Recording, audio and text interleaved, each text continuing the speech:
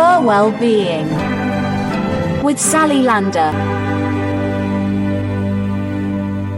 Welcome to Burwellbeing. I'm Sally Lander, a yoga teacher living and teaching in Burwell. Over the next few weeks and months, I'm going to interview some of the people at the centre of Burwell's Wellbeing. And today is the 18th of February, 2021. We're still in the middle of the third lockdown, I think. And I'm speaking to Steve Smith. If you live in Burwell, I'm sure you know him. Steve manages both our Co-op stores, and he's extraordinary. He came to the village in December 2015 and soon found himself at the heart of the village, developing his role to the extent that now he's involved with everything, it seems to me. Well, not quite everything, but so much of the voluntary and charity work that's done here. Outside of Burwell, he's well appreciated by the Co-op management, as you can tell by the number of awards he's won. In Burwell, he's respected for the way he supports his staff and provides for his customers. He's also loved by his co-conspirators in the work of finding out what the village needs and providing it. Some of those are essential ideas for those in need, but also there are the cheering frills like flowers and chocolates. As I found out when I spoke to him, the people of Burwell support Steve and his staff as well as the other way round.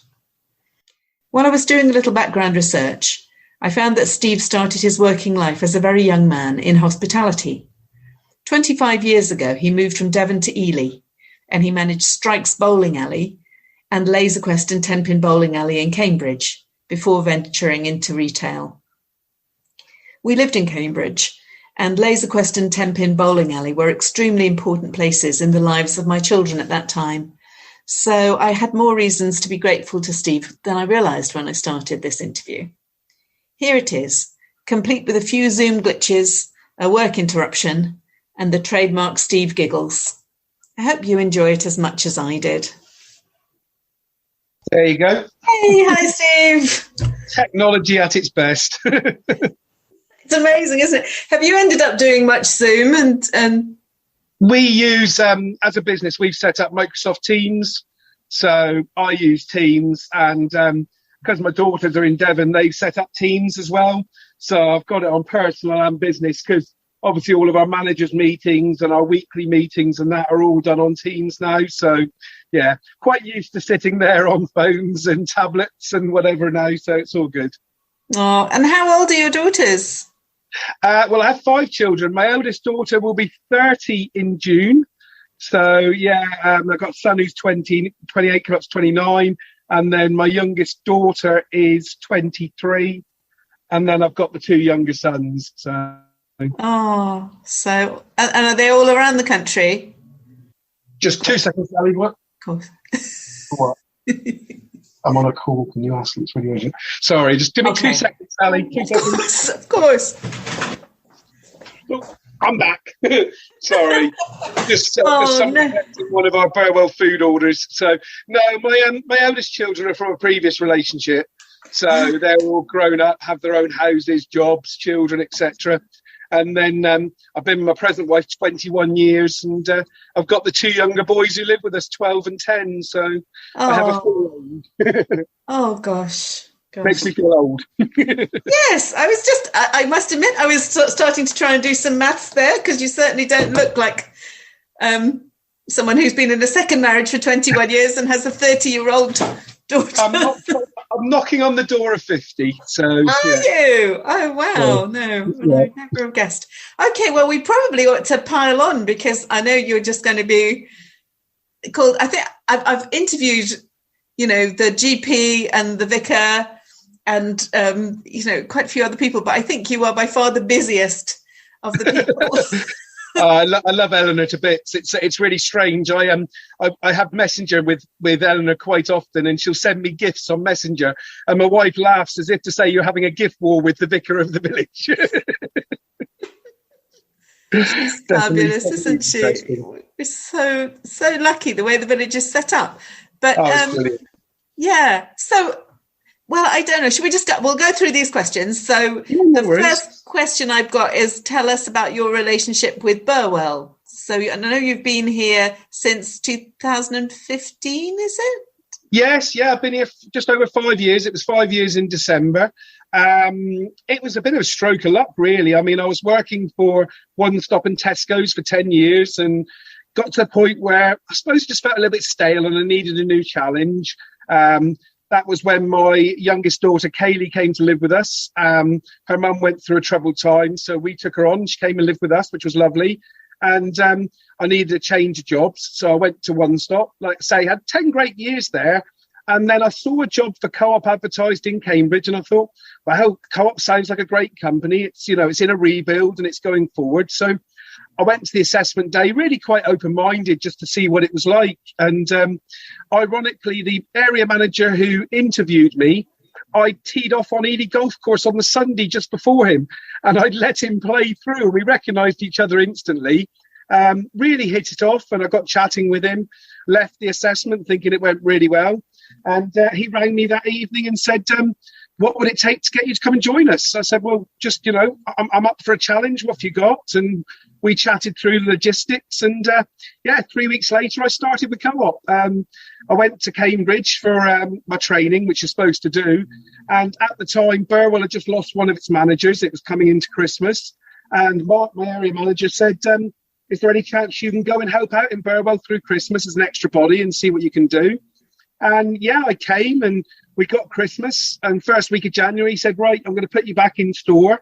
I said, well, what's happening with the manager's role in Burwell? He said, I've got to figure that. I said, well, leave me there. He said, why? I said, because I've had a thoroughly wonderful 3 weeks and I don't really want to go anywhere else. And he was like, oh, do you think you're ready for it? You know, you still got all your trainings to do. I said, just let me go. And he said, all right, I'll let you try. And I've never looked back. So I took on the North Street store, first of all. And then 2 years ago, on the 1st of April, I took the dual site role and took Ness Road as well as part of 10 store managers across the business who've been doing a trial.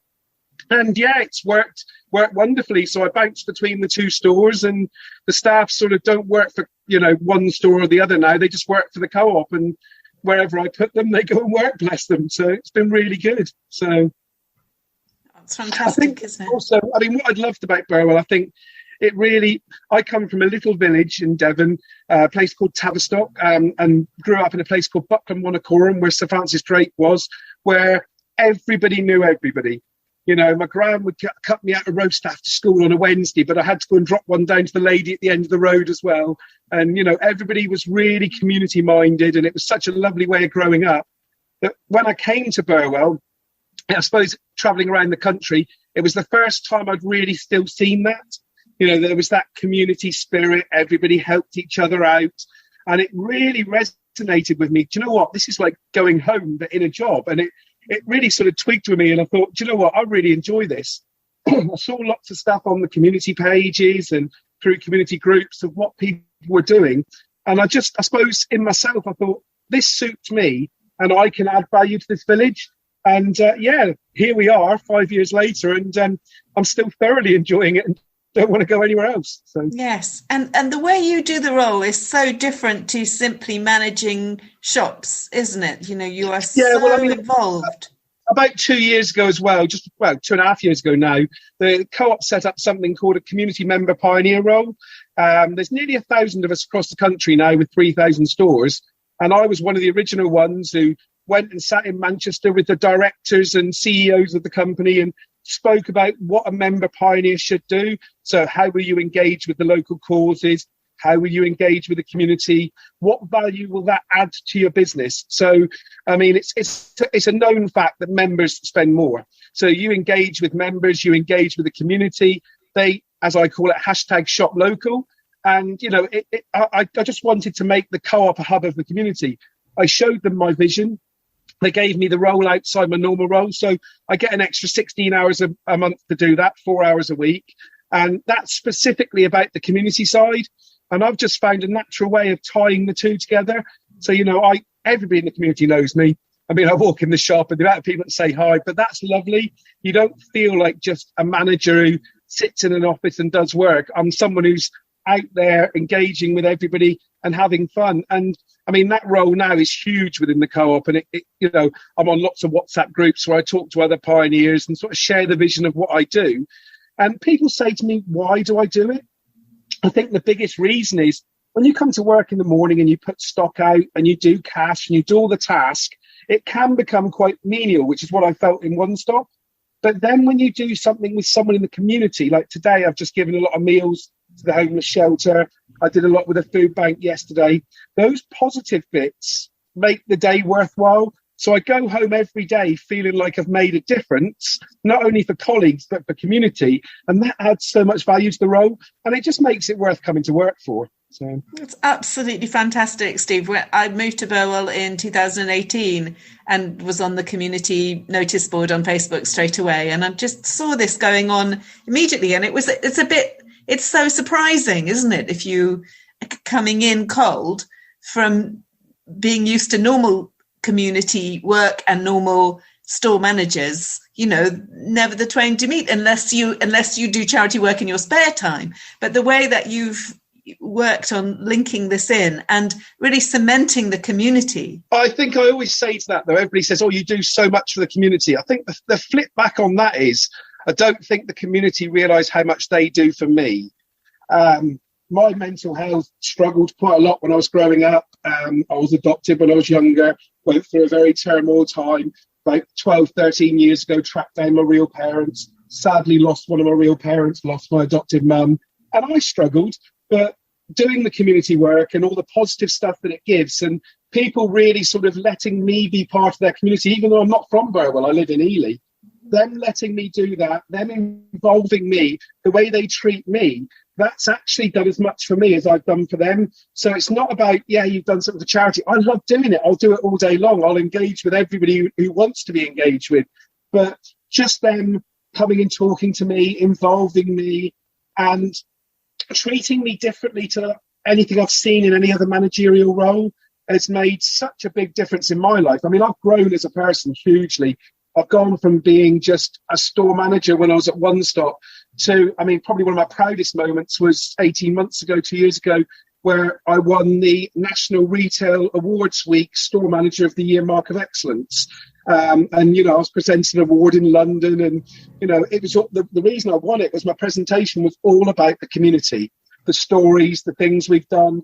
And they said, similar to you, you do amazing things in the community. And I flipped it back and said, no, the community do amazing things for me. So it just seems to naturally tie together. And, it's beneficial for Burwell and it's beneficial for me and my family. So why wouldn't you do it as a store manager if it works? So, no, it's absolutely wonderful, isn't it? And it kind of maintains that old history of the co-op and, which is sort of always in danger in the modern world. And it's really rebuilding that. And it's great that they've got the vision as well that you have. I think I joined it. You said it right. I think I joined it at the right time. The co-op had gone to the cooperative, the green and yellow.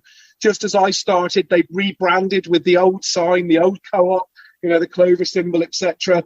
And they went back to community is at the heart of everything we do. Community causes, local causes, all of that is what the co-op want to be involved in. And I think sometimes in life things happen and I seem to just see this job, hit it at the right time, and it just seemed like it was something that I needed in my life, something they wanted to do, and it naturally worked. And the co-op is going in the right direction and I can only see it getting better and better for communities and putting, as I always say, and people say it to me, you've really put the store back as the hub of the community. They see the co-op as that hub, and that makes me immensely proud to see that I've actually achieved something while I've been here. So yes. It's great. And so I wanted to move on to that feeling of the co-op being the hub, and especially now because today it's the 18th of February. We're in the middle of, the third lockdown or whatever it is. Everything is closed. Oh, well, Elk, the coffee shop, has just opened up a couple of days ago. The pubs are closed. The clubs are closed. Lots of us have moved on Zoom, of course. The WI's on Zoom. Some of the other clubs are on Zoom. But physically, when you walk through the village, there's the fish and chip shop and the kebab van, but mainly there's the co-op, and that's where people are gathering and seeing each other outside. And how can you tell us about how this whole year has been for you and for the co-op? Do you know what? I feel immensely privileged that I'm in Burwell because I've seen some horror stories across the country in other stores. But as soon as COVID happened, as soon as lockdown went, you've seen on my posts, I went very proactive on the rules, what we were doing. And rather than just saying and putting signs up, I engaged with the community through social media, explaining what I was doing, why I was doing it, and it was being done for them. So, we set up all the one-way systems, the social distancing, the cleaning stations, everything we can do to support the community. And actually, 99.9% of the community have been 100% respectful. I've had one horrible incident, which we all know about, that happened here with one young lad. Bar that, we haven't had it. People wait outside if there's no baskets. They don't come in big groups. They follow the rules. So it's actually been quite easy. And my risk officer came and saw me the other day, and she said, "So how have you been through COVID?" I said, "Is it bad to say I've enjoyed it?" She said, "What do you mean you've enjoyed it?" I said, I've enjoyed seeing my team step up and want to support their community, but I've also enjoyed all the things that have branched out from the store within the community. So your Burwell help groups doing deliveries. I mean, people don't realise we didn't get any hours for that. My team would pick those deliveries. We'd send them out with the help group to people to make sure they got fed. We worked above and beyond to do it, but it was what the community needed at the time. With young Elliot at Christmas with a £700 fund, we fed hundreds of people Christmas meals. It's so easy for me to come up with an idea in the community and find someone else in this community who's like-minded, that through COVID has said, well, what can we do? How can we help? What can we volunteer? And it's just flowed. It's become actually really easy and really rewarding to see it. Don't get me wrong, COVID has been really hard. There's been some really dramatic changes in store, the way we work. I mean, wearing a mask 10 hours a day can be quite hard, but it's the right thing to do. So every one of my colleagues do it. I don't have one colleague across the two stores who won't wear a mask, who won't follow social distancing, who won't go above and beyond to make sure we do what's right. And that's really sort of, down to them. I mean, we talk about, oh yeah, you run the store, you're a manager. I see managers as people who sit behind a desk and tell people what to do. I see myself as a leader. I lead by example and my team follow me. And that makes you feel really good when I go away for 2 weeks like I did last summer.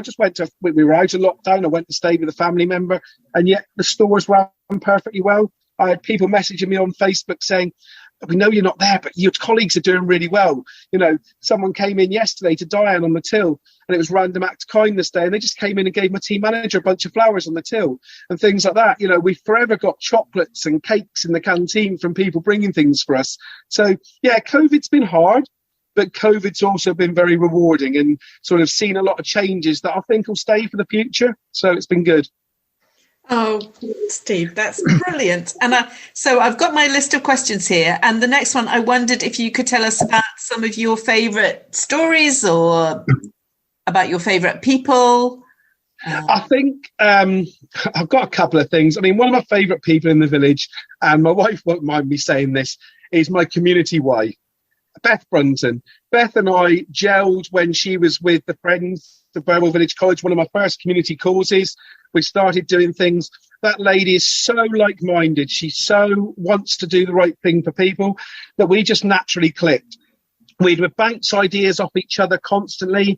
One of the best things we did was the garden in the school. We did a memorial garden. Now, my wife and I paint rocks and always have done alongside lots of rock groups in Ely. But Beth came up with an idea for a young lad who'd passed away in Afghanistan, and his mum's part of the community. And he went to the school and she said, "Can we do a community garden?" So we went, there's a plot of land in the school that we can do that. And this all came from the original one they had there being vandalised. But this all escalated. So we got all the kids involved and they all painted a rock. We painted rocks. We got some donations. We got a bench. We got a flagpole with the flag because obviously he was a soldier. And there's a picture that's on Facebook and I've still got it. His mum came down one day and she sat on the bench and my wife took a picture. And my wife, being a photographer, found the last picture of her son sat down in Afghanistan and she superimposed it onto that bench. And his mum came down and she cried. She was just like, wow. But, we put it on Facebook and it had something like 10,000 likes. I mean, it was just talked about. It was lovely. And it was just a really nice thing. And from that, Beth and I she helps with the Burwell Help Group. Whenever she's got an idea, she'll come and talk to me. She was part of a lot of my original ideas. So we did one of my best things I've done, I suppose, is the Burwell Good Eggs that's run every year. In the first year I was here, I noticed that there was lots of great things going on, and I didn't want it to all be about me. I wanted to recognise the other people in the community. So I put posts up and I donated Easter eggs, and I said, people, can you nominate your good eggs for something they've done in the community? And the first year we did it outside the store and presented like 20 people eggs and certificates and thanked them for what they did and made a big celebration. The next year we did it up at the windmill and did it outside there and involved them. And we've done it each year. This year will be a lot harder, and last year was because of what's gone on. But seeing people tell me stories about people who've done great things in their community and then posting that on the community page, I find that when I post something, then other people do as well, because there's a lot of stuff that goes on or used to go on in Burwell unnoticed. And I think I was the catalyst that just sort of bounced on that community page and got everybody else doing something. We now work with Burwell Action for Youth as one of our local causes, and they've been doing the Valentine Walk, and they did the Halloween Walk with all the pictures, and, you know, we don't donate prizes. So I think just all those things. And I mean, I could name so many names on the community that have done great things. I mean, I'm so proud to have worked with Helen and her litter picks, and, you know, Pete with the carnival, and, you know, Richard at the bike club, and, you know, I can go on and on and on. But all of these groups have been absolutely wonderful to work with and inspired me to sort of do one thing, and then they get involved and I have to think about, right, I've got to raise my game. What's the next thing we can do? So I want to ask you about your life outside the co-op. But I mean, you were so passionate about your life inside the co-op. I wonder what your life is like outside. And I wondered particularly, I mean, you already mentioned that you used to have challenges to your mental health. Yeah. And I wondered what your challenges are these days for your personal health and well-being. I mean, for instance, you're working such long hours. How do you look after yourself physically and so on? Well, I start early. I'm an early morning person. So I get in early, see both the stores. I like to try and get home by tea time every day. I make a rule of to try and to have tea with my boys, so I get to see them. I ask them how their day's gone. As a rule of thumb, I take Sundays off. I work the Saturday. My team manager works the Sunday. Sunday's a family day. Both my young boys play for Ely Tigers, and I've been training to be a coach. So we go along together. We do the rugby, which gets us all there. We have a nice family lunch. We do something family orientated in the afternoon. I usually have Mondays off because it's the quietest day of the week, and my wife doesn't work a Monday. So pre-lockdown, I would always take her out for a lunch on a Monday, just the two of us. So we get a bit of time together. We'd walk up to town, have a bite of lunch somewhere, have a nice walk back, you know, so I do all of that lot. And yeah, I mean, you touched on my mental health. Yeah, I mean, years and years ago, as I mentioned to you earlier, I mean, I found out I was adopted and I tracked down my real parents, and it was quite a troubled time for myself, but I got through it. So I like to help other people through it. Now, I try and focus on what matters most in life, and that's work-life balance. Enjoying the job, so coming to work, doing something community-minded that makes the day feel rewarding. But I'll go back to, again, work-life balance is the most important thing. If you work long hours, when you do have days off, you've got to make them important. As I've mentioned to you, I've got 5 children and 5 grandchildren. My eldest children live in Devon. I mean, I've got utmost respect for my eldest daughter. I mean, she works as a carer in end-of-life care. So this year has been really hard for her. But we make a point of 2 nights a week. She'll ring me for an hour and a half. My wife will make a coffee and go and jump in the bath, get out the way. And I'll sit there and just talk to her about her life and how she is, make sure she's all right. You know, I've got Facebook. I keep Facebook quite separate, my personal account. But my children, I always see the photos all day of my grandchildren, and I share what their brothers are doing. And, you know, family to me is what keeps me going. Having the children ranging from 30 this year down to 10, I suppose that's kept me quite young, because you get home and you don't get home and you can't just sit on the sofa and end. You know, you've got one of the youngsters wanting you to go and play football or do something.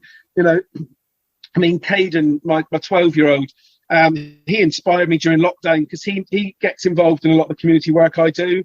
And he said, Dad, I want to do something. You do a lot of work for Mind, which was our charity last year. And we raised £3,500 across the 2 stores for Mind. And he said, I want to do something. What can I do? I said, well, it's up to you. What do you want to do? So off his own back, he came up with a challenge. He wanted to run 100k during the second lockdown to raise £100 for Mind. Well, in those 5 weeks, he actually ran 3 marathons at 12 years old, and he raised £1,750 for Mind. And, as a family, we got involved. So we would all go each day with him, or we would stand outside and he would do laps of the estate, and we'd cheer him on, and we'd, all get involved. And it was just absolutely amazing to see him. But that really helped our mental health, because we had a goal. We had something to do. We didn't just we didn't dwell on the negativity. Something I tried to do myself was I distanced myself from the news reports daily. I would get enough information from Co-op on what was going on with COVID. Steve, sorry, the sound's gone a bit odd. Do you know... Sorry. Oh, that sounds better. Yeah. Sorry about that, Sally. Yeah, no, one of the things I tried to do for my mental health was distance myself from the 5 p.m. updates through lockdown. I felt a lot of people were dwelling on that, and it felt like the same thing daily, and could become quite a negative part of your day. So Co-op were great. Co-op update us on everything that was going on. I tried to see that 5 o'clock, we would ignore that and have tea together and try and make it a positive part of the day, and try and, not focus on all the negative things that COVID were bringing, and try and focus on the positive things we could do for others. And, that helped my mental health lots and lots and lots. So, yes, fantastic. So I think we're drawing to an end now, because I know you have your usual incredibly busy day going on. I just wanted to double check. Is the Burwell Community Notice Board page the best way for people to get in touch with you if they're not coming into the shop? Or yeah, they can get in touch with me through there. And I also have my Member Pioneer email, which I don't mind being out there. And that is Stephen with a PH .smith2 at coop.co.uk. That's on my phone every day. They can message me with any ideas, any questions, anything they'd like me to get involved with, and they'll get an answer pretty quickly. As you know yourself, I answer my emails quite quickly. So. Fantastic. And then, you've already really, I think, given us maybe your main tip, but for maintaining our health and well-being, would that be that work-life balance that you were mentioning, or do you have any other? A couple of things on there that I put, and it was work-life balance if you're working. If you're not working, I think just trying to stay active, just get up and go for a walk. Just get out the house and get some fresh air. That really does help. Stay away from watching the news and, again, all the negativity, and try and focus on the great world we've got out there and what you can do. And something I try and do is at least 2 or 3 times a week, I try and pick up the phone to someone I haven't spoke to in quite a while, and just have a half hour, an hour call catching up with someone. It makes a massive difference to them, but it's also nice to hear how other people are. And sometimes maybe they're not feeling great, and you ringing them will make a difference to their day.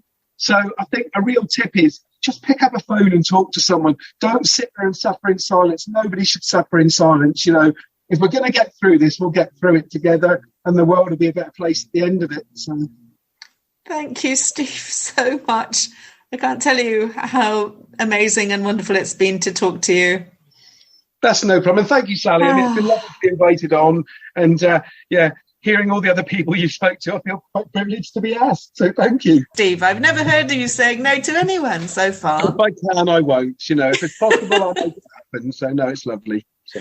Thank you so much. It's been such a pleasure. Well, thank you very much, Sally. And please stay safe during this, and hopefully when this is all over, we can have a coffee and catch up in real world. Lovely. Okay. Thanks. All right. Steve. Take care. Thank you very much. Bye. Burwellbeing with Sally Lander.